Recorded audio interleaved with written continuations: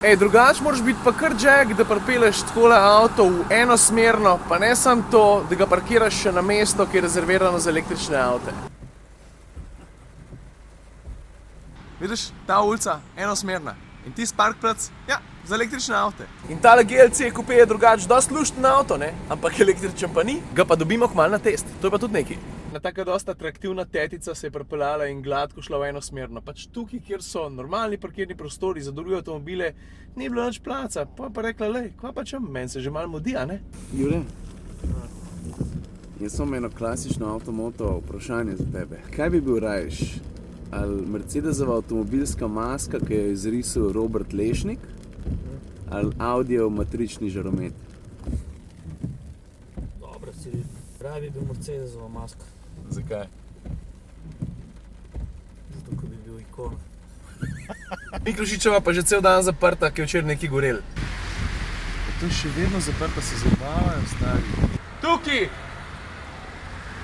Z tega človeka zmeri čakam, to sploh ne moč verjetno. A veš, ki so eni ljudje, ki se vedno obotavljajo, pa zmeri je nekaj narobe, da so pozni. To je on, Jure Gregorčič, moj urednik. Pa počasen je, pa vse živo, no. Drugače pa zdaj ura toliko, da morava navič po en avto.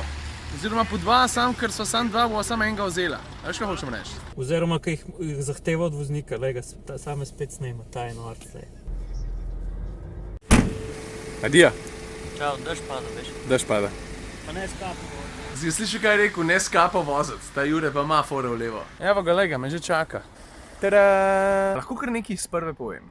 Veš te lučke? Meni so všeč. Peugeot prav, da so to eni krempelčki. Ne vem, če so glih krempelčki, no. Ampak simpatične so pa vse. Slišiš ta zvok? Pazi zdaj. Trivaljnik, kaj da bi pol Porscheja slišal. Drugač pa Peugeot temu delovnemu okolju prav iCockpit. Kak je rekel? In posebnost iCockpita je poleg tega ekstremno majhnega volana, tudi to, da števce ne gledaš tukaj vmes, ampak nad njim. Mene je ful hecno to, da se ponovadi kolegi novinarji ful pritožujejo, da jim položaj za volanom v teh avtomobilih z iCockpitom, torej večini sodobnih Peugeotov, ne ustreza. No in jaz pa vedno vidim čisto vse. In pa se zdaj že malo sprašujem, ali te Peugeote sam zame delajo, ali kva je zdaj to? Da ne govorim o tem, da mi je ta majhen volan ful jazzen. Lej, kako je lušten, no? Pa lej, kva sem opazil. Hudo.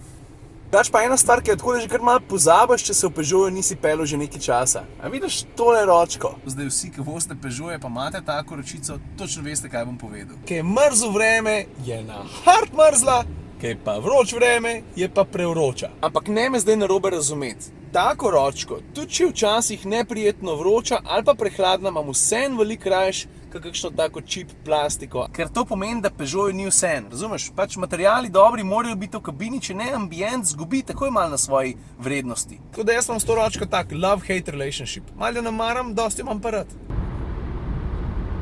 Imam pa eno hecno štorijo od zdajle zvečer. A veš, dam ta malo spat, pa ji rečem, hej, bubu, sleep tight. Danes je bila pa malo poredna, pa sem rekel še, and don't let the bugs bite. Pa ona, kaj?